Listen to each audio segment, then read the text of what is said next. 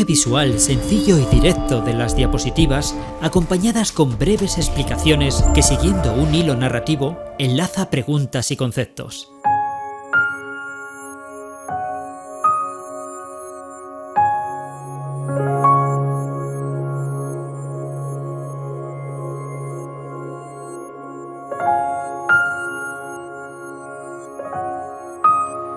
Con mucha frecuencia lo urgente nos hace olvidar lo importante.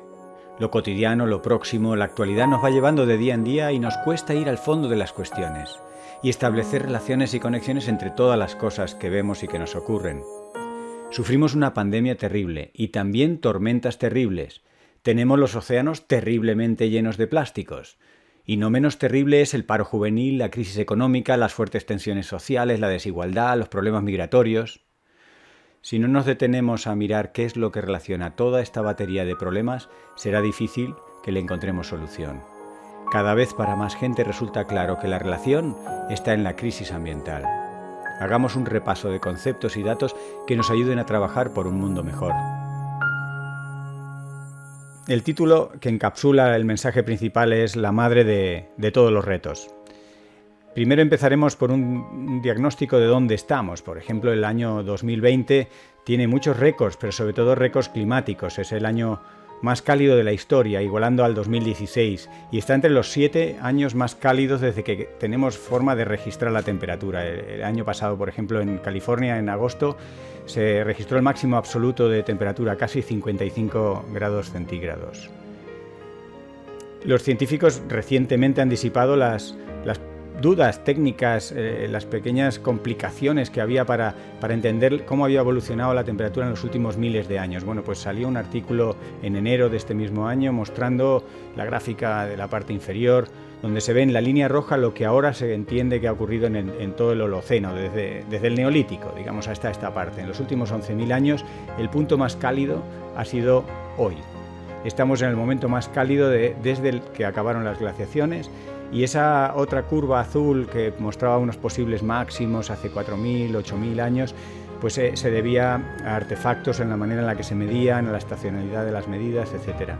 Podemos afirmar con bastante seguridad que los primeros 4.000 años de esta reciente historia fue por la retirada de los glaciares, después gases de efecto invernadero de origen natural y finalmente el último ganchito, esa subida, ese repunte gris, es el calentamiento antropogénico. ¿Cómo sabemos que influimos en el cambio climático? Es una pregunta a veces un poco recurrente y no está mal recordarla, pero fijaros, traigo a colación un gráfico que tiene 20 años de antigüedad y que cada informe del IPCC, del panel intergubernamental, lo que hace es reforzarlo, matizarlo, darle más datos, pero viene a contar la misma historia.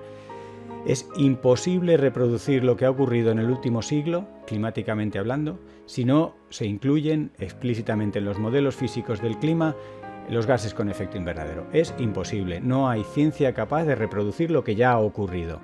El gráfico de arriba, en la parte superior izquierda, muestra en gris los resultados de los modelos y en rojo las observaciones. En la última mitad del siglo XX hay una discrepancia que no se puede explicar con la variabilidad debida a causas naturales. El segundo gráfico de arriba a la derecha muestra si solo metemos los gases con efecto invernadero. Tampoco se ajusta perfectamente en la mitad del siglo XX. Como veis, allí hay otras fuentes de variación, que serán las fuentes naturales, y realmente el mejor ajuste es el de abajo, en el que se incluyen tanto el forzamiento antropogénico debido a los gases de efecto invernadero como las causas naturales. Es decir, el clima cambia por razones naturales, pero sobre ello está sobreimpuesta la huella humana y hoy por hoy no hay forma científica de explicar lo que ocurre si no es incluyendo esos gases con efecto invernadero. Claro, estos gases tienen un montón de impactos y de efectos, y ya que hablamos de récords, pues no está de más récords y actualidad. Acabamos de cruzar una nueva línea roja. Esta línea roja es un poco fisiológica, pero se puede entender muy bien. ¿Qué línea roja es esta? Bueno, con el incremento de las temperaturas, con este calentamiento global y en la aceleración última impulsada por el ser humano, hemos hecho que el balance del carbono que se gana por fotosíntesis con el carbono que se pierde por respiración, todos los organismos respiramos, las plantas también, pero solo las plantas o los organismos fotosintéticos hacen fotosíntesis, es decir, capturan CO2, pues el balance normalmente tiene que ser positivo para que haya, pues eso, producción de materia orgánica, todos tengamos alimento, ¿no? Es el milagro, entre comillas, de la vida, convertir la energía del sol en materia orgánica. Bien, pues este balance tan delicado del carbono que se gana y que se pierde, hemos llegado ahora a un punto de saturación. La respiración, por proceso fisiológico, crece con la temperatura. Y no para de crecer, que es la gráfica en rojo, con la temperatura sigue y sigue creciendo.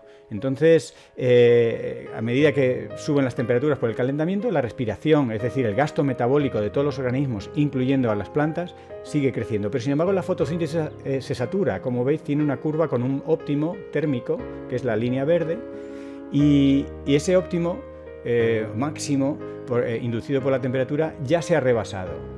A partir de ahora, la fotosíntesis ya no va a seguir creciendo y, sin embargo, va a seguir creciendo la respiración, con lo cual el balance de nuestros ecosistemas va a ir siendo cada vez menos positivo. Van a captar menos carbono por el carbono que pierden.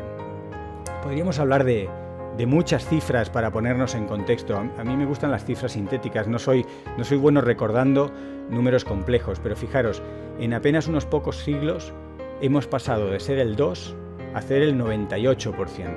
¿De qué? Pues de toda la biomasa de mamíferos del mundo. Hace apenas unos pocos siglos, nuestros animales de compañía, los animales domésticos y nosotros mismos éramos el 2% de la biomasa de mamíferos del planeta. Y ahora se ha revertido y somos el 98%. Le dejamos solamente el 2% a los elefantes, las gacelas, los leones y los demás mamíferos. Podemos añadir más cifras muy sintéticas. Por ejemplo, se calcula que 1 millón de especies de plantas y animales están en peligro de extinción por nuestra causa. Siempre hay extinciones naturales, del mismo modo que se generan nuevas especies cada día, también se extinguen especies cada día por razones naturales. La especie humana ha provocado una crisis de extinción que lleva ahora mismo del orden de 1 millón de especies contra las cuerdas. La biosfera, esta parte del planeta Tierra en la cual está la vida, ya no está caracterizada en términos de masa por la propia vida. Esto también es algo que ha ocurrido relativamente hace poco.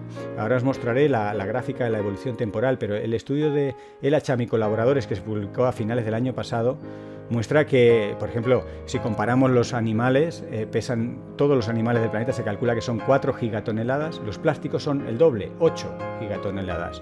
Si comparamos el peso de todos los árboles y arbustos del mundo, se calcula que son 900 gigatoneladas.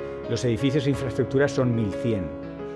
Esto lleva a un desbalance que ocurre ahora por primera vez en la historia de lo que se llama antropomasa, es decir, la masa de cosas generadas por el ser humano, cemento, agregados, grava, asfalto, ladrillos, vidrios, plásticos, etc., ya pesa más que las plantas, animales, hongos y toda la vida junta, ¿no? Esta es la gráfica original del trabajo y se calcula que aproximadamente en el 2020 la línea de la biomasa, que está en verde, que va bajando ligeramente pero se mantiene bastante estable, se cruza con el incremento exponencial de la masa creada por los seres humanos. En un mundo con tanta gente, con 7.700 millones de personas, nada de lo que hagamos se queda sin consecuencias y por tanto tenemos que revisar las conexiones entre lo que hacemos y lo que pasa y revisar prioridades. Por ejemplo, pensemos que somos unos grandes consumidores de energía, consumimos mucha energía per cápita y somos mucha gente, pues el 80% de toda esa energía sigue viniendo de quemar combustibles fósiles, con lo cual eso no puede dejar inalterada la atmósfera.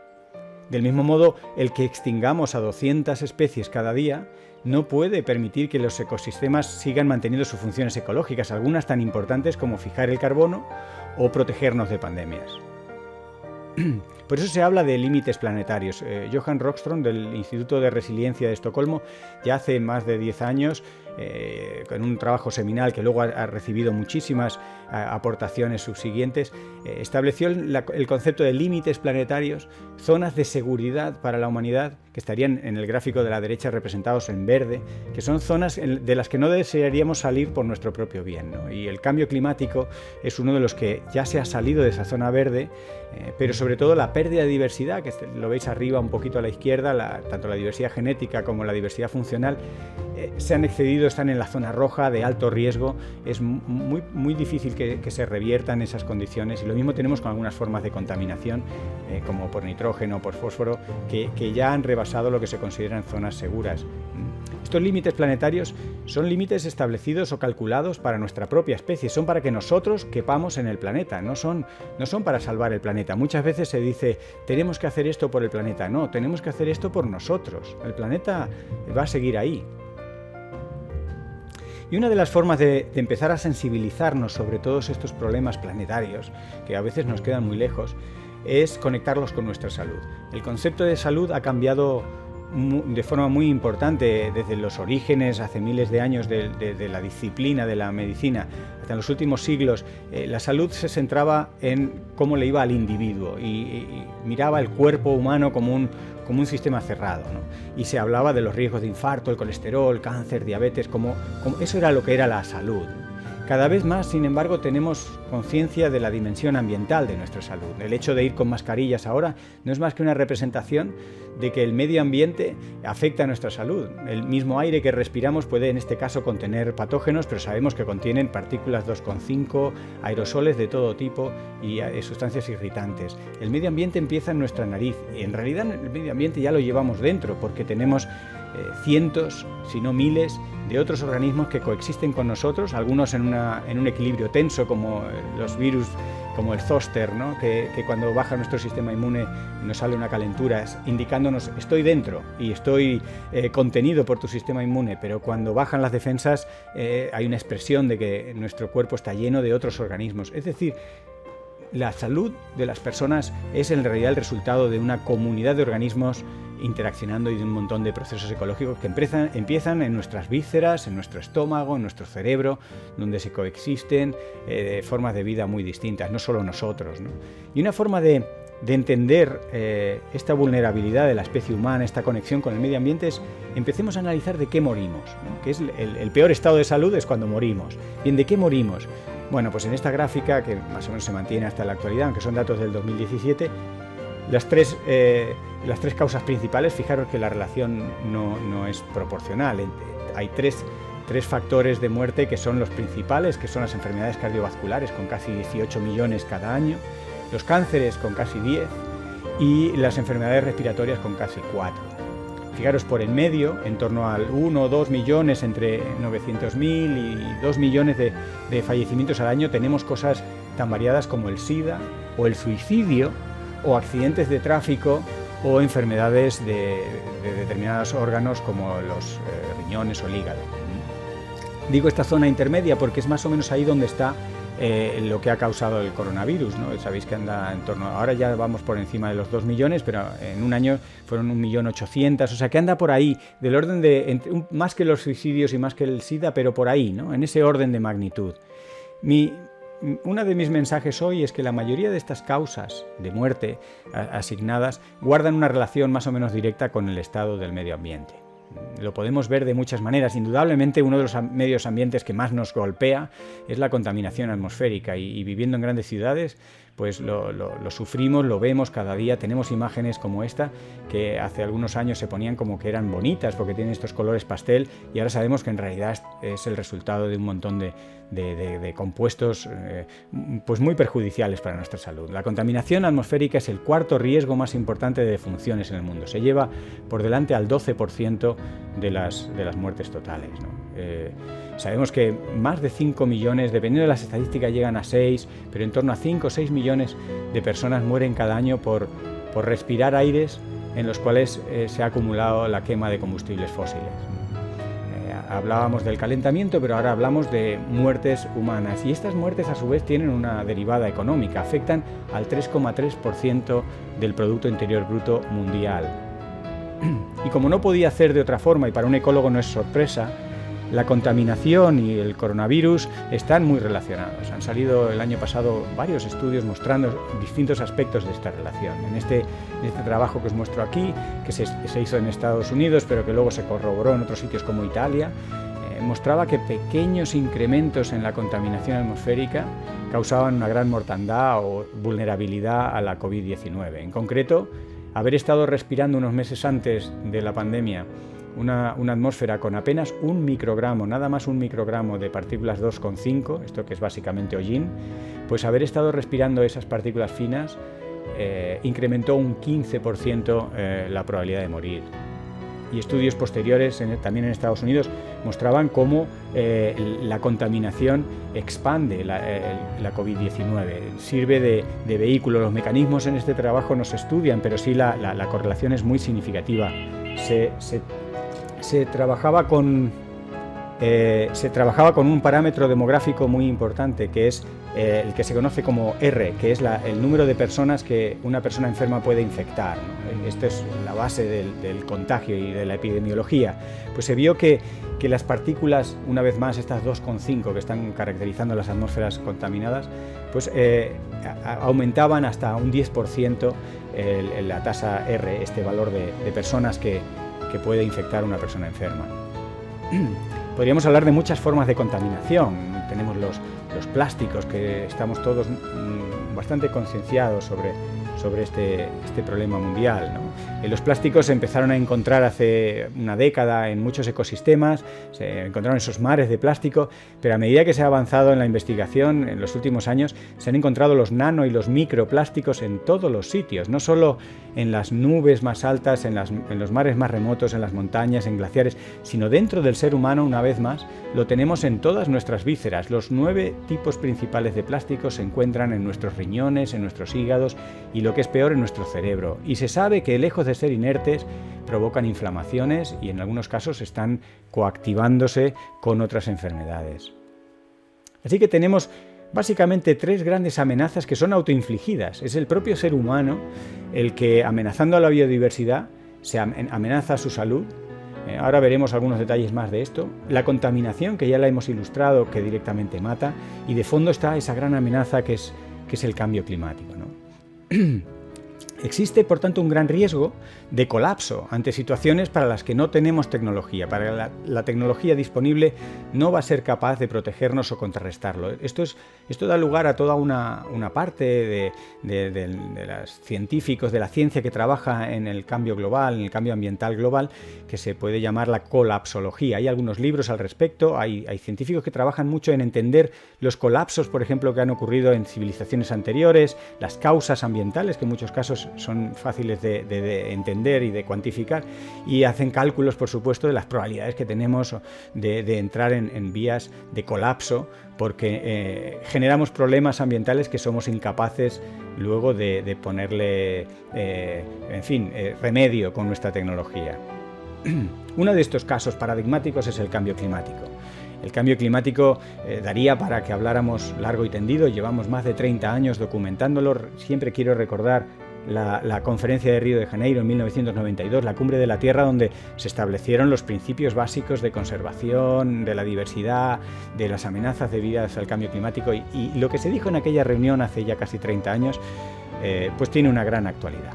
Ahora sabemos que estamos 1,1 grados en promedio por encima de la temperatura preindustrial. Y esto no son cálculos ni son especulaciones, son datos fidedignos. Aquí se presentan 7 bases de datos distintas y todas convergen aproximadamente en esos valores. Esto es lo que ya ha ocurrido.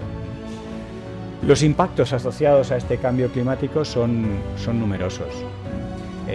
Creo que a través de la prensa, a través de la actualidad, todos estamos más o menos concienciados de que aumentan los riesgos de sequías pertinaces, de incendios como los que vimos el año pasado en Australia. Comenzó el 2020 con incendios tremendos en Australia y siguieron y acabó el año con incendios tan tremendos en la costa oeste de Estados Unidos, California sobre todo. La subida del nivel del mar. En fin, creo que de esto no hace falta documentar mucho porque los conocemos. También sabemos que cada vez más, hace un par de años salió un informe muy importante sobre los riesgos asociados al gran almacén de calor que son los mares y océanos. había una parte del balance térmico del planeta que no se sabía dónde iba, y ahora se sabe y se ha cuantificado, se entiende mejor, y son esos océanos que gradualmente durante estas décadas se han ido calentando y ahora pues son una fuente de amplificación de fenómenos como la gota fría o los huracanes. El clima cambia el clima, un clima antropogenizado o influido por el ser humano tiene efectos en el propio clima. Y como no podía ser menos, igual que veíamos que había interacciones entre la contaminación y la COVID-19, pues también hay interacciones entre el cambio climático y las zoonosis, estas enfermedades infecciosas de origen animal que acaban saltando a la especie humana. La forma de interacción mejor conocida, explorada de más tiempo, es que el calentamiento afecta a los vectores, muchos de ellos de origen tropical o que les favorecen las temperaturas cálidas. Los mosquitos y las garrapatas, por ejemplo, se ven favorecidas por el calentamiento y acaban llevando con ellos las enfermedades infecciosas. Pero se han visto nuevos factores de riesgo. Por ejemplo, en este trabajo de Cohen y colaboradores muestran que es el propio patógeno o el propio parásito, porque es una combinación de estudios de virus, de gusanos, parásitos, etcétera. Hace un recorrido a muchos parásitos de enfermedades infecciosas peligrosas para la especie humana.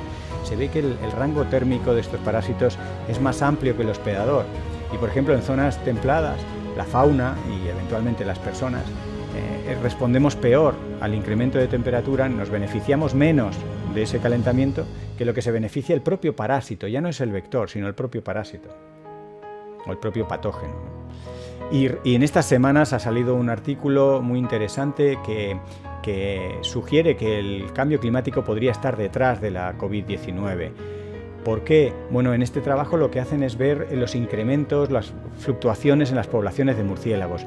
Y precisamente en el sureste asiático, en la provincia de China de Yunnan y en las regiones de Myanmar, en las zonas de origen geográfico probable para los ancestros de los dos coronavirus o dos de los más peligrosos, el COV-1 y el COV-2, el COV-2, como sabéis, el de la COVID-19, pues en esa zona geográfica se ha visto un incremento, que es lo que se muestra en el mapa, muy significativo, muy radical, en el número de especies de murciélagos. Hasta el orden de 40 nuevas especies de murciélagos que se han ido a vivir a esas zonas, que no estaban en esas zonas y que han ocurrido en las últimas décadas, precisamente impulsados por el cambio climático, que lo que ha llevado el cambio climático es a un cambio en la vegetación, en los ecosistemas, que ha favorecido que los murciélagos se desplazaran y se acumularan una alta cantidad de especies en esta zona. Así que el cambio climático ha favorecido posiblemente esta pandemia que estamos ahora sufriendo. Se habla de 9 puntos de inflexión, por hablar de aspectos, digamos, más complejos, más interesantes también del cambio climático, ¿no? Hay lo que se conocen como procesos de retroalimentación positivos, procesos que una vez que empiezan a funcionar no hay nada que los regule. Es como un círculo vicioso que más conduce a más, ¿no? Y los tenemos, por ejemplo, en el caso del permafrost, de los suelos permanentemente congelados en zonas árticas, que una vez que se funden por efecto del calentamiento, empiezan a liberar, entre otras cosas, aparte de algunos microorganismos desconocidos o peligrosos, pues liberan gases con efecto invernadero, con lo cual calientan más y ese calor hace que se fundan más los suelos permanentemente congelados del Ártico y entra en un bucle de estos que os comento que se conocen como retroalimentación positiva y que son puntos de inflexión activados que son peligrosos porque no hay nada que los regule. Y lo mismo ocurre con el hielo, por ejemplo, tanto en el Ártico como en el Antártico, como la capa de hielo de Groenlandia. Estas superficies, al ser blancas, reflejan mucha radiación.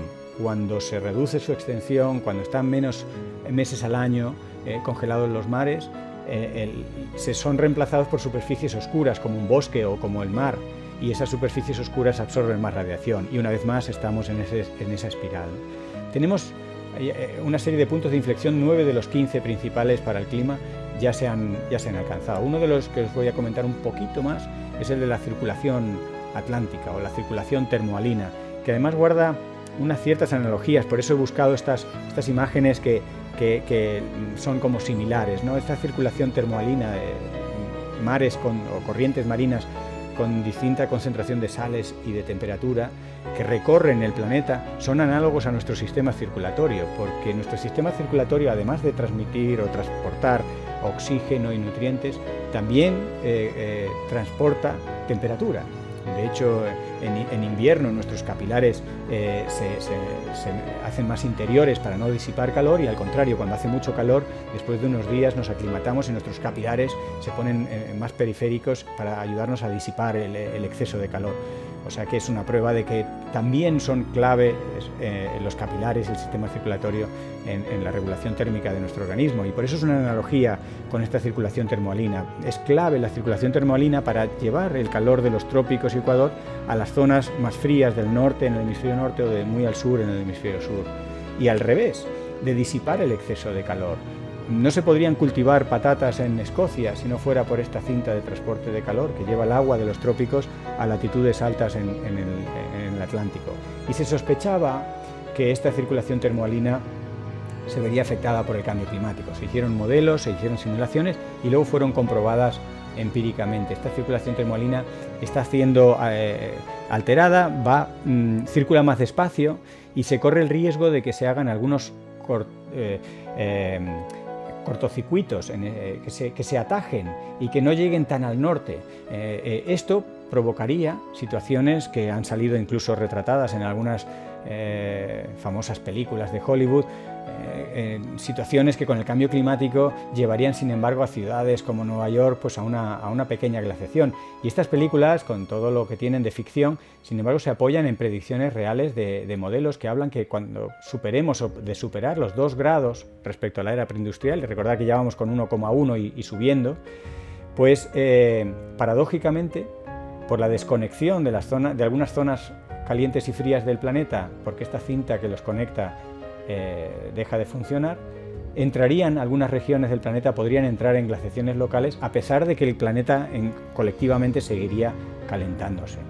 Así que esto es una manera de explicar cómo se puede combinar frío intenso en momentos de calentamiento global. Es perfectamente compatible. Son, de hecho, algunas de las predicciones que se derivan de los modelos del clima.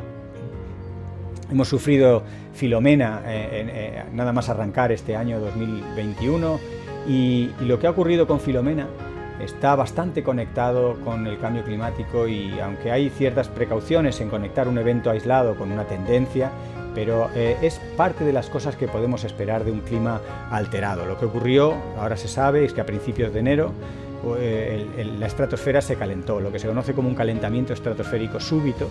Se pasó de estar a menos 70 grados en la estratosfera, en esa zona cerca del Polo Norte, a estar a solo, entre comillas, menos 20, una anomalía térmica de 50 grados. Este calentamiento en capas altas de la atmósfera provoca alteraciones, por ejemplo, en el vórtice polar, en el conocido como vórtice polar, y atenúa la corriente en chorro. Bueno, 2 cosas que juntas hacen que el vórtice polar se divida en 2 y se pueda colar por entre medias un corredor de aire frío que llega hasta el sur y el suroeste de Europa, por ejemplo, ¿no? Y llegó sin que nada lo atenuara o sin que nada lo parara. Dentro de esta variabilidad climática, fijaros en este mapa del 5 de enero de este año, el oeste de Europa, España, Madrid en concreto, pero toda esta zona con temperaturas inusualmente bajas, golpeada por esta ola de aire frío que venía directamente del Ártico, y sin embargo en el otro extremo del Mediterráneo, en Grecia, en Turquía, se estaban bañando con temperaturas por encima de los 25-27 grados, ¿no? Esta variabilidad del clima es parte de lo que tenemos que pensar que va a venir con un cambio climático, con un clima alterado por el ser humano. Y bueno, he mencionado las pandemias, le voy a dedicar un ratito a explicar cómo se relacionan las pandemias con la conservación de la naturaleza, cómo un medio ambiente bien conservado puede ser la mejor vacuna, como lo hemos dicho de alguna manera para resumir estos mensajes, ¿no? Las pandemias han estado con nosotros de siempre, sobre todo a partir del Neolítico, ese con el que os comentaba al principio, del comienzo, digamos, después de las glaciaciones de la era humana, de lo que se conoce también como el Antropoceno, un periodo en el que las actividades humanas empiezan a tener una incidencia sobre el planeta. Bien, pues una pandemia es el resultado de actividades viejas de toda la vida, de prácticas ancestrales con novedades. el tráfico de especies, la deforestación, la degradación de ecosistemas nos pone en contacto con nuevas especies de animales que hospedan nuevos patógenos y ahí se aumentan las probabilidades de que entren nuevas infecciones. Pero también luego esto toma tintes diferentes en el siglo XXI, pues por la globalización, lo rápido que se conectan unas personas con otras, infecciones que podrían ser locales se hacen globales y esos son factores de novedad. Pero de toda la vida la degradación ambiental ha ido asociada con enfermedades infecciosas. En estos dos mapas se muestra, pues a mediados del siglo pasado, había muchos puntitos rojos indicando que enfermedades infecciosas emergentes tenían lugar precisamente en ecosistemas templados de Europa y de América del Norte, muy asociados a la degradación ambiental que se estaba haciendo en esos momentos del siglo XX en esos ecosistemas. Cuando ya tuvimos tecnología y capacidad, además de la voracidad de siempre, y nos fuimos a los trópicos, pues veis que en el mapa de abajo los puntos amarillos indican riesgo de enfermedades en zonas tropicales, por supuesto el sudeste asiático y la India como zonas muy de alto riesgo, pero también tenemos el Ecuador, las zonas ecuatoriales de África y de Sudamérica como zonas de riesgo, ¿no? ¿Cuál es la conexión real? Al final, ¿qué acaba ocurriendo? Degradamos el medio ambiente y nosotros contraemos una enfermedad, pero ¿qué ocurre en realidad? Lo que ocurre es que los ecosistemas dejan de funcionar bien por efecto de la degradación ambiental. Una de las primeras cosas que ocurren es que se pierden especies. Al perder especies, se pierden interacciones y se pierden procesos. Creo que queda bastante claro que la madre de todas las crisis es una crisis ambiental.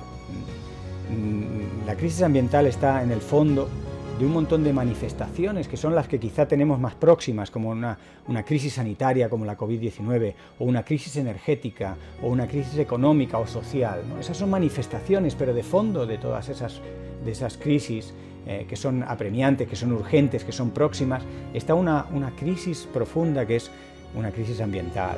De hecho, antes de haber recibido un poco el consejo de cambiarle el título a esta presentación, iba a llamarle la madre de todas las crisis a esta presentación. Luego la he llamado más en positivo la madre de todos los retos, ¿no? Ahora veremos un poco por qué retos y cómo podemos desafiarlos. Precisamente porque hay que cambiar la narrativa. En todo esto de la crisis ambiental es muy fácil caer en el apocalipsis, en el catastrofismo. La verdad es que los datos, las predicciones de los modelos no son nada halagüeños, pero debemos cambiar la narrativa. Me lo digo en primera persona e intento entender las razones de por qué cambiar la narrativa es bueno. En primer lugar, porque el cambio climático, por ejemplo, está muy asociado a la narrativa del miedo. Escenarios catastróficos, que es verdad que son científicamente muy probables, pero abusar del miedo, que es un instinto básico que nos evita asumir riesgos innecesarios, que adaptativa y evolutivamente se ha seleccionado en nuestra especie como en muchas, ¿no? Pero sin embargo llega a bloquear. Lo que sabemos que abusar del miedo no termina de funcionar, no genera reacciones libres, maduras y responsables, al contrario. Por eso hay una especie de arte en el que queremos entrar algunos y que de una manera u otra todos debemos entrar, porque todo el mundo acaba hablando tarde o temprano en el ascensor, en el mercado, en el trabajo, del cambio climático. Entonces hay una especie de arte, y fijaros, lo digo deliberadamente, siendo científico hablo de algo un poco más difícil de cuantificar, como es el arte, ¿no? Porque hay que balancear en si se habla a la razón o al sistema límbico. La sociedad está muy expuesta a mensajes sobre el cambio climático y hay realmente un deseo sincero de tomar acción. Pero si no hacemos como sugiere Viniecto Vasco y colaboradores en un reciente análisis, si no conectamos el cambio climático a acciones, sobre todo acciones individuales que puedan ser alcanzables, pues perdemos la oportunidad, pero además generamos todavía un ambiente de bloqueo mayor, ¿no? Las emociones positivas, que son las que hay que de alguna manera potenciar, en sí mismas tienen una gran potencia. Son muy clásicos los estudios, por ejemplo, de Fredrickson, hace ya también 20 años prácticamente, donde decía que las emociones positivas amplían la atención y el pensamiento de las personas. Fijaros, la gráfica que pongo aquí es el resultado de un experimento publicado hace, como digo, 20 años. El número de puntos que eran capaces de recordar los objetos de estudio y las personas estudiadas estando en situaciones emocionales de alegría y de satisfacción, recordaban más que en situación de neutralidad, y desde luego las situaciones de miedo o de enfado hacían que recordaran menos. Es decir, estas emociones negativas nos disminuyen las capacidades cognitivas de memoria, pero también de pensamiento lógico, y sin embargo las positivas las potencian. También deshacen estas emociones positivas estos círculos de excitación emocional negativa persistente, que es el nombre técnico para algunos síndromes, muy asociados con enfermedades psicológicas que está padeciendo la humanidad, ¿no? Fijaros que en general se favorece lo que se conoce de forma bastante grandilocuente como el florecimiento humano. Las emociones positivas permiten a los humanos florecer y por tanto generar espirales que favorecen el bienestar futuro, que es justo lo que necesitamos ante las grandes crisis globales, ante la madre de todas las crisis y todas las crisis asociadas. Y como un pequeño ensayo de cambio de narrativa, fijaros, este era el gráfico a la derecha que os mostraba antes, en las causas de muerte, cuántas personas mueren por esta causa y tal. Es un mensaje tremendo, es un mensaje muy duro, ¿no? 18 millones de personas mueren cada año por enfermedades cardiovasculares. Lo mismo podríamos decir del cambio climático. El cambio climático mata, el año pasado mató a 250.000 de personas, se calculan decenas de millones de personas mueren por el cambio climático por causas indirectas. Sin embargo, un estudio que ha salido la semana pasada en la revista The Lancet, la mejor revista de medicina, pone el cambio climático en positivo, hace cálculos de las personas que dejarían de morir, de muertes evitables, ¿no? Y fijaros, los números son estimulantes. Para el 2040 se calcula que aplicando las medidas necesarias para cumplir el Acuerdo de París, 6,4 millones de personas podrían salvarse de esa muerte estadística por cambios en la dieta, asociados a medidas relacionadas con reducir las emisiones, o 2,1 millones de personas podrían dejar de morir por una movilidad activa asociada a estas medidas, y directamente 1,6 millones disminuyendo la contaminación atmosférica, que sería uno de los resultados directos de reducir emisiones, ¿no? Esto sería cambiar la narrativa. Y por ejemplo, el polémico Madrid Central, que nació muy pequeño y muy controvertido, le ahorra la muerte a 500 madrileños cada año. Fijaros, es prácticamente los pasajeros de un Boeing 747 que dejan de morir cada año solo en la ciudad de Madrid por Madrid Central. Esto es un mensaje en positivo. Así que creo que, y entrando ya en una parte, si me permitís, un poco más filosófica, más de objetivos, de cómo movernos hacia una nueva sociedad, tenemos que abandonar en primer lugar esa dicotomía que es muy falsa y muy bloqueante, de tenemos que elegir o conservamos el medio ambiente o nos desarrollamos. No, hay que salir de esa dicotomía porque eso nos bloquea como en cualquier proceso de desarrollo. Tenemos que, por ejemplo, aprender a medir el éxito y el desarrollo en indicadores no estrictamente económicos o monetarios. Hay muchos indicadores de desarrollo cultural, emocional, de bienestar. Sabéis que hay índices de felicidad humana que se estudian, se está intentando hacer un PIB, un Producto Interior Bruto, basado en la felicidad y en el bienestar de las personas. Esos son formas de medir nuestro progreso que no tienen huella ambiental. Por supuesto, hay que acompañar la transición necesaria en los distintos aspectos que podemos ahora comentar algunos, pero que están en nuestra cabeza. Todos esos aspectos que tenemos que ir cambiando los tenemos que acompañar con incentivos, con motivación. Tenemos que encontrar, por ejemplo, el valor de hacer historia. Tenemos una oportunidad de hacer las cosas diferentes. El ser humano ha sido siempre reactivo, y somos tremendamente eficaces adaptándonos.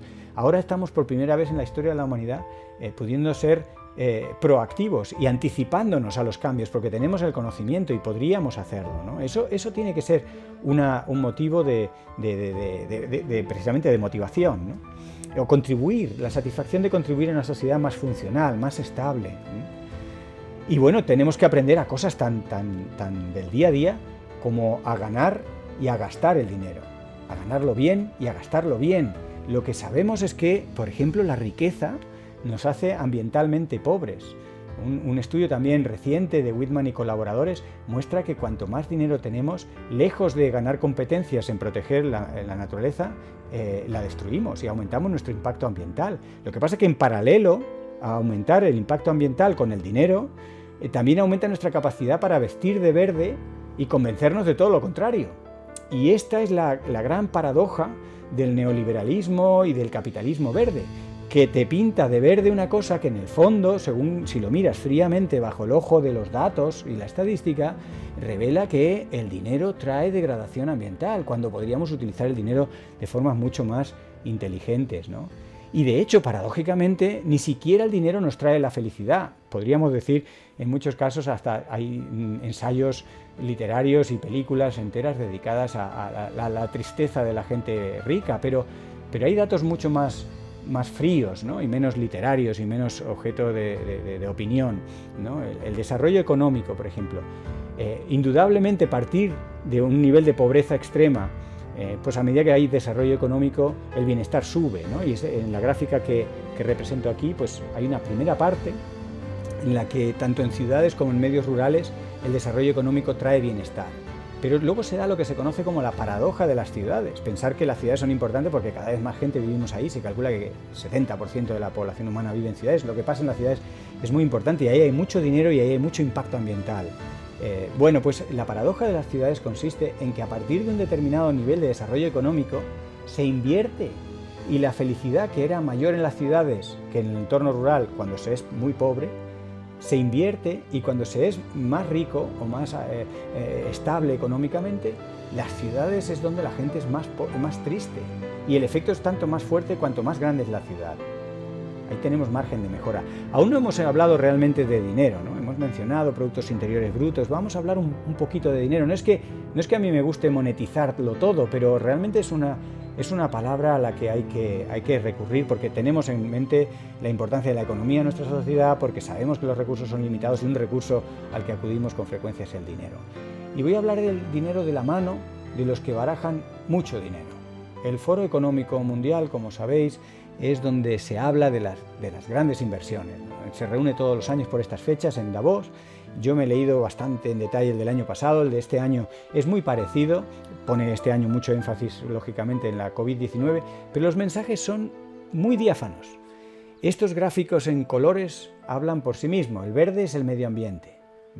La columna de la izquierda es la probabilidad, la columna de la derecha son los impactos. ¿Impactos y probabilidades de qué? De verse afectada la economía, lógicamente, es un foro de economía. Bien, aquí es una evolución temporal del 2012 al 2020. El color azul es la economía. Fijaros, hace ya muchos años que la economía no es ninguna amenaza para la economía. La economía ya no es una amenaza. Lo que es una amenaza son cuestiones ambientales, que están pintadas en verde. Fijaros, esto que lo diga un profesional de la ecología como yo, o que lo diga un ambientalista, pues podría estar, digamos, pues sometido al sesgo de la especialidad o de la forma de pensar, pero no, está dicho por los economistas, el sector financiero. Entre los riesgos principales para la economía son cuestiones como la pérdida de biodiversidad, el cambio climático, y eso está listado dentro de lo que meten en estos gráficos como verde, ¿no? Riesgos para la economía, ¿no? Y lo estamos viendo, tenemos un montón de indicaciones. En los últimos 50 años, con el cambio climático, el número de desastres por clima extremo se ha multiplicado por 5. Pero es que las pérdidas económicas se han multiplicado por 7. Esto es un informe de la Organización Meteorológica Mundial de finales del año pasado. Y podemos ver que hace 50 años había del orden de 700 grandes desastres de origen climático y ahora estamos por encima de los 3.000. ¿Ya? ¿De acuerdo? Pero es que las pérdidas económicas han pasado, corrigiendo lógicamente por la inflación, han pasado de ser 175 billones de dólares a ser 1.380, 7 veces de incremento de pérdidas económicas. El dinero y la economía hay que traerla porque se piensa que no hay dinero para todo, que tenemos que elegir y que hay que establecer prioridades, ¿no? Y la verdad es que muchas de las prioridades las arrastramos históricamente. Es posible que en la época del Imperio Romano o en la Edad Media, o si me apuráis, a mediados del siglo XX con las grandes guerras mundiales, invertir en armamento, invertir en guerra, pues podía tener su lógica. Actualmente la violencia apenas amenaza a la humanidad si lo comparamos con ¿qué? Con el cambio climático, con las pandemias y con la contaminación, con estas cosas que he estado ilustrando. Realmente invertimos mucho dinero en ejércitos propios y ajenos que no nos protegen de lo que realmente nos amenaza. En este estudio de Denise García y colaboradores, que se publicó en agosto del año pasado, echan unas cuentas bastante esclarecedoras y bastante interesantes. Establecen qué proporción del Producto Interior Bruto, que estaría representado por el círculo gris claro, total, qué porcentaje de eso se destina a controlar la violencia, mayoritariamente gasto armamentístico, gasto militar. Pues el 10,6% del Producto Interior Bruto global se destina a eso. Bueno, pues cuando uno calcula lo que cuesta implementar los Objetivos de Desarrollo Sostenible, los ODS, suponen el 5% del Producto Interior Bruto. Implementar el Acuerdo de París para el Cambio Climático sería un 1%. Sumados son el 6%. Todavía nos quedaría un 4,6% para seguir jugando a la guerra, para defendernos de lo que no nos amenaza. Una idea importante que hay que desafiar es la idea de que conservar la naturaleza es un gasto. No es ningún gasto, es una inversión. Y además es de las inversiones más rentables que podemos pensar.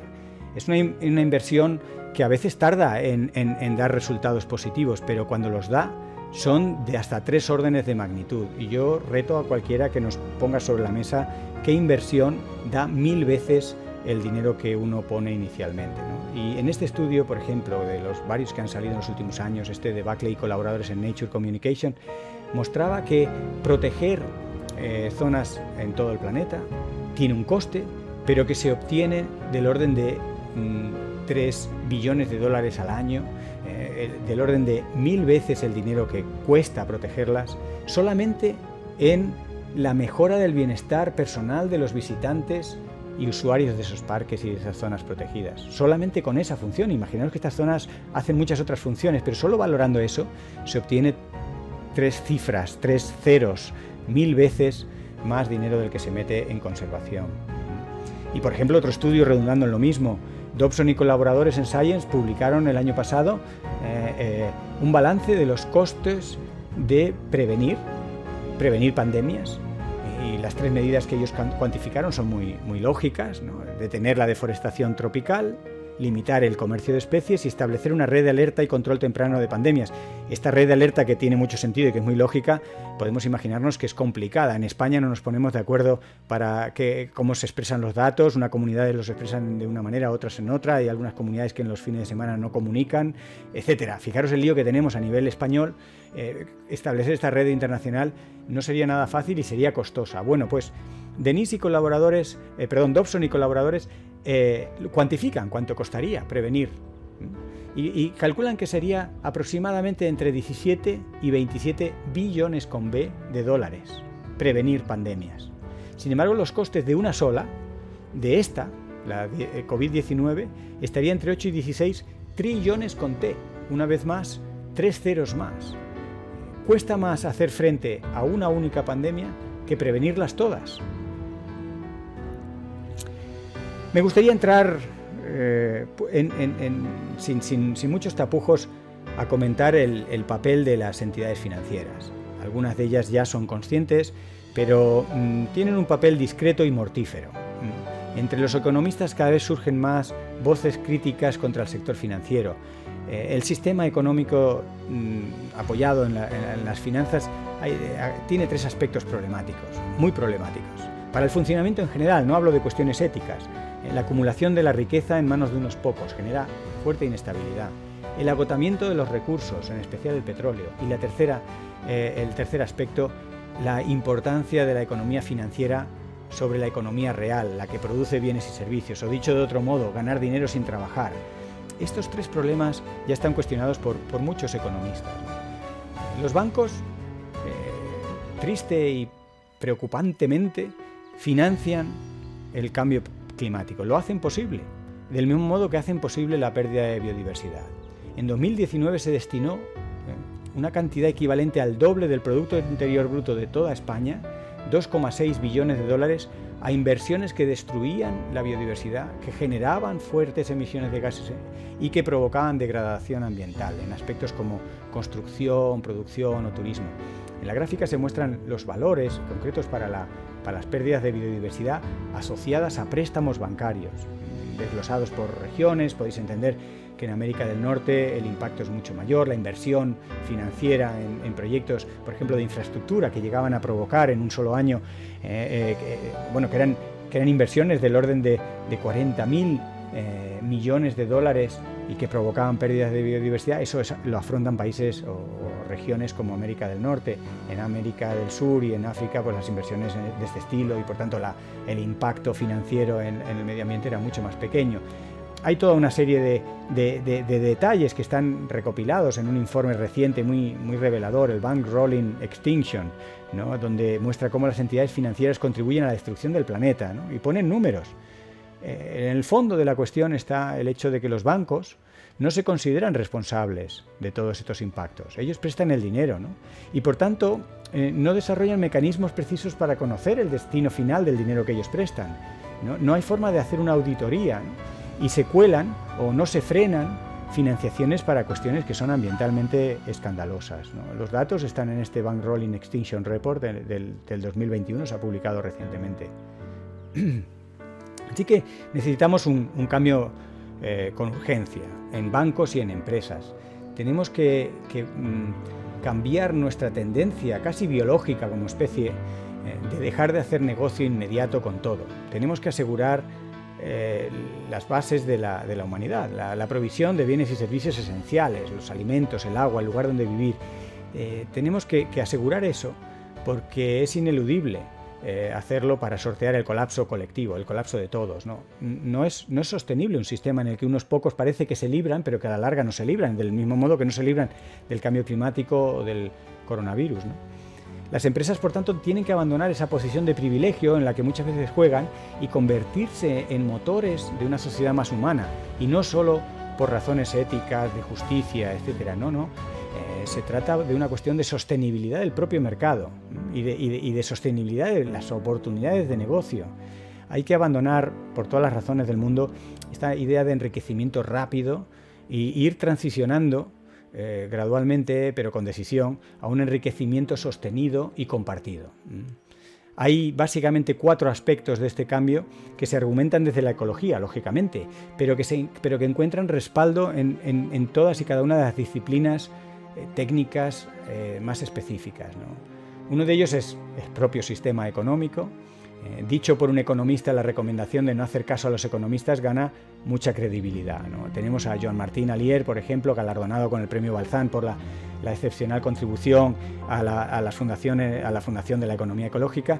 Pues él dice que hay que cambiar la manera de medir lo que hacemos y quitarle importancia a lo que digan los economistas, ¿no? El segundo punto para hacer este cambio posible sería cambiar el modelo energético. Tenemos científicos muy tremendos, pero muy agarrados a la evidencia tozuda de los datos, como Antonio Turiel, ¿no? Científico del CSIC. Él ha publicado recientemente el Petrocalipsis, ¿no? La crisis global energética. Bueno, el petróleo barato que impulsó la globalización se acabó. El fracking se hunde. Las compañías petroleras con la COVID-19 no han hecho más que dejar de invertir lo que ya empezaban a dejar de invertir en el desarrollo de nuevos yacimientos, ¿no? La producción de petróleo se puede desplomar hasta un 50% en tan solo 15 años, ¿no? Todo esto lo cuenta, ¿no? Y dice que una de las eventuales conclusiones de esta crisis energética sería el derrumbamiento a cámara lenta de toda una civilización que se ha apoyado en esta forma fácil, pero muy sucia, de producir energía. Recordar que el 80% de la energía viene todavía de ahí, ¿no? En esta transición energética a las renovables, que sabemos que es casi la única alternativa hoy por hoy, aunque no son perfectas ni están libres de pecado ambiental, ¿no? Tenemos 2 extremos. El peor de los escenarios es que este decrecimiento energético provocaría una crisis continuada, una espiral de degradación que las renovables no terminarían de resolver. Pero también hay otros escenarios un poco más alentadores, ¿no? En los que tenemos que trabajar y hacerlos posibles. Una reestructuración que aunque generaría grandes tensiones entre países, entre sectores de actividad, forzaría acuerdos y aunque las soluciones fueran incompletas, permitirían ir ganando tiempo. Así que no es tontería en esto, porque hemos visto que la dinámica es exponencial, así que ganar tiempo con un nuevo modelo energético apoyado en renovables es algo muy razonable. Hay que cambiar el modelo de empresa, y esto es interesante ver lo que dicen muchos líderes y grandes empresarios, desde Al Gore, que recibió el Premio Nobel de la Paz por sus formas de aproximar el cambio climático a la gente, hasta Bill Gates, fundador de Microsoft, que sabéis que tiene su propio blog y que es muy influyente en aspectos ambientales, o personalidades del mundo del espectáculo, de la cultura, Leonardo DiCaprio con su fundación. tenemos muchos ejemplos de líderes y grandes empresarios que están convirtiéndose al ecologismo, ¿no? Y quizá a la hora de hablar de modelo de empresa, Larry Fink, el jefe del IBEX, ¿no? El fundador y propietario de BlackRock, la mayor gestora mundial de activos y fondos, como sabéis, referencia del índice de la bolsa española, vetó el año pasado a 4.800 directivos de más de 2.700 compañías al entender que no estaban generando buenos informes sobre su sostenibilidad y además decía: cada vez vamos a estar más decididos a votar en contra de los consejos y las juntas directivas que no implementen las acciones correctas, ¿no? El modelo de empresa va cambiando y el cuarto aspecto es cambiar el modelo sanitario, ¿no? El otro día escuchaba a un experto sanitario decir que la humanidad invierte más en hospitales que en prevención, ¿no? Tenemos una tendencia a pensar a resolver los problemas cuando han ocurrido y tenemos unos estupendos hospitales, pero en realidad lo que hay que evitar es muchos de los problemas antes de que ocurran. Lo mismo que aplicamos al cambio climático lo aplicamos a nuestra propia salud, ¿no? Y ahora estamos poniendo parches sanitarios a una pandemia que debimos reducir sus riesgos, ¿no? Tenemos que adoptar esta noción de salud planetaria. Estamos, como dice las Naciones Unidas, no solo los ecólogos y los científicos, sino la propia Organización Mundial de la Salud, apoyado por sanitarios y médicos de todo el mundo. La salud del planeta está conectada con la salud de las personas. Solo podemos hablar de una única salud. One Health es un programa insignia de la Organización Mundial de la Salud y habla de estas estrechas conexiones. No son literatura de ecologistas, sino es evidencia científica, ¿no? En este escenario de cambios rápidos, de cambios en muchos aspectos, quien no vea las oportunidades y salte con decisión a los nuevos modelos, se va a quedar atrás. Y esto, una vez más, dicho por personas muy influyentes como Larry Fink, ¿no? La transición climática es una oportunidad de inversión histórica, ¿no? Hay oportunidades, ¿no? Y por ir llegando un poco al final de todas estas reflexiones, ¿no? Informes muy recientes, como el informe de circularidad, la economía circular, no nos va probablemente a salvarla, ni siquiera la economía es completamente circular, pero indudablemente en este informe se ponen soluciones para adelgazar nuestra huella ambiental, para mejorar el modelo globalmente, pero sobre todo para adelgazar e ir ganando tiempo, y propone soluciones muy concretas para pasar de un mundo lineal a un mundo circular, ¿no? Este mundo lineal que consume 100 billones de toneladas de material y se ha calentado ya, como veíamos, más de 1 grado, ¿no? En este informe, que tiene sobre todo este gráfico que cuesta mucho de entender, pero que en este gráfico se sintetizan muchos de los mensajes de este extenso informe de circularidad, el gap de la circularidad en el 2021, pues vemos cómo hay soluciones concretas en distintos sectores, textil, vivienda, transporte, alimentación, que podrían reducir significativamente las emisiones, ¿no? Y hace cálculos, hace previsiones de cosas que nos permitirían permanecer precisamente en esa zona de seguridad que hablaba Rockström hace ya más de 10 años, en esa zona verde, en esa zona de seguridad para la humanidad, ¿no? Aquí tenemos propuestas concretas de cómo moverse en ese sentido, ¿no? Y como reflexión un poco global es que la sostenibilidad no es una opción, no es ninguna opción. Estamos tan acostumbrados a elegir que creemos que en todo hay elecciones, la talla grande, la talla pequeña, color rojo, color azul, grande, más rico, menos rico, más salado, menos salado, hoy o mañana, rápido o pronto. No, la sostenibilidad no es una opción. Podemos fallar en aplicar esa opción, pero es la única opción y si no la empujamos, se acabará imponiendo por puras leyes termodinámicas, físicas, de limitación de recursos en el planeta, ¿no? No hay opción en lo que se refiere a nuestra huella ambiental. Hay que reducirla si queremos seguir siendo tantos. Otra opción muy radical sería que diezmáramos a la población, pero si queremos seguir coexistiendo todos los que somos, aún hay sitio para más personas, pero no con esta huella ambiental, ¿no? Y en esta transición hay que potenciar intangibles, aspectos que pasan a veces muy desapercibidos en estos lenguajes científicos, técnicos, económicos, ¿no? Tenemos que potenciar aspectos como la confianza y el prestigio. Vivimos en una sociedad en la que no nos fiamos de nadie, especialmente en los últimos años.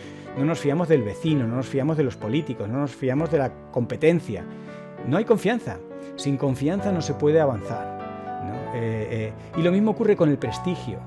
Tenemos que revalorizar el prestigio, tenemos que luchar por el prestigio y tenemos que desprestigiar a los que no lo merecen, ¿no? Y estos dos son intangibles imprescindibles para la sostenibilidad, que aunque no se pueden transformar en dinero a corto plazo, al final confieren resiliencia al mundo en general, al mundo de los negocios en particular, pero confieren resiliencia a la sociedad, la confianza y el prestigio.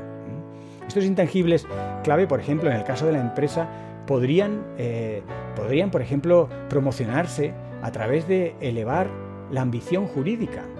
Tenemos una imagen de que las empresas hacen todo lo contrario. Las empresas se limitan a cumplir a duras penas las exigencias legales en materia ambiental, ¿no?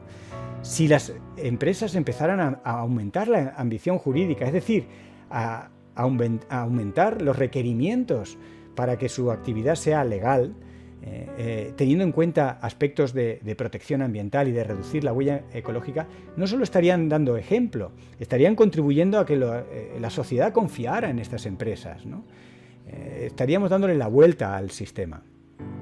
Así que ya para terminar, he resumido de forma muy personal y un poco con cierto atrevimiento cuáles podrían ser 3 ingredientes. Creo que se pueden resumir en 8 ingredientes los que permitirían alcanzar estos cambios, estos intangibles, esta transición, ¿no? Hay que asumir riesgos. No hay soluciones completas, no hay alternativas al sistema económico completo, no hay recetas universales ni mágicas. Todo el mundo, desde el ciudadano de a pie hasta las grandes corporaciones, hasta los representantes democráticamente elegidos, tienen que asumir riesgo. También hay que asumir un liderazgo, hay que empujar, hay que tirar para adelante y predicar con el ejemplo cada uno en su ámbito, ¿no? No podemos ir a remolque. Y esto tiene que ver con el tercer ingrediente, con la proactividad, no con la reactividad. Como especie biológica somos muy buenos reaccionando, ¿no? Y adaptándonos a lo que ha ocurrido.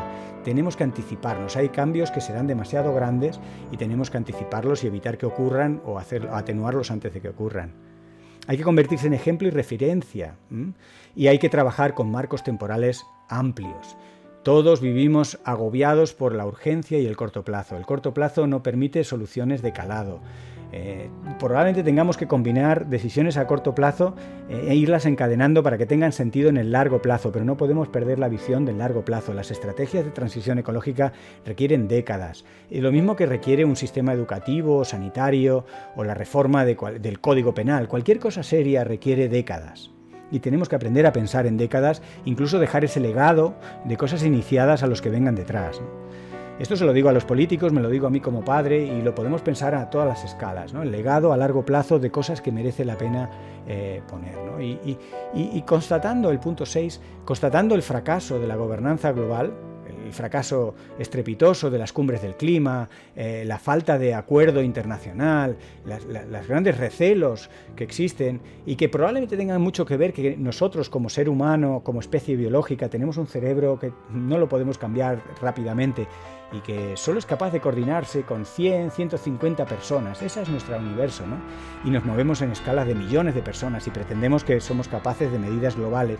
Probablemente ahí esté parte de la razón por qué ha fallado, pero tenemos que reconocer que la gobernanza global es un largo aliento, es algo que igual alcanzamos, no digo yo que no, y vale la pena seguir trabajando en ello, pero tenemos que revalorizar lo local, que es donde se nos ve en acción, es donde recogemos los frutos de nuestro trabajo, donde tenemos esa motivación que nos hace falta, y lo que tenemos es que aprender a promoverlo y a coordinarlo, eso sí, coordinarlo a escala global. Y la transparencia es un ingrediente clave, no hay forma de conseguir prestigio ni conseguir confianza sin transparencia. Hay que mostrar claramente cuáles son tus objetivos, qué buscas en la vida, qué buscas como empresa o como sector de actividad. Mostrar los éxitos y los fracasos y que todos ayuden a ver las soluciones y a alegrarse también de los éxitos. Hay que compartir con confianza.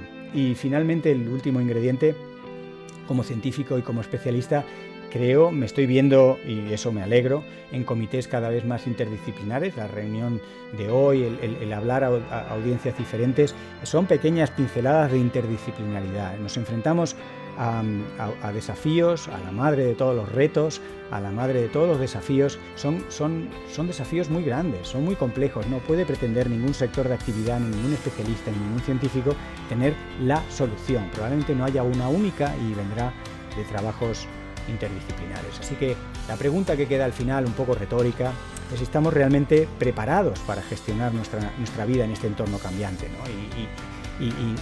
y bajar los riesgos para nuestra propia supervivencia. Tenemos el conocimiento, pero ¿estamos preparados para hacerlo? ¿Lo queremos hacer?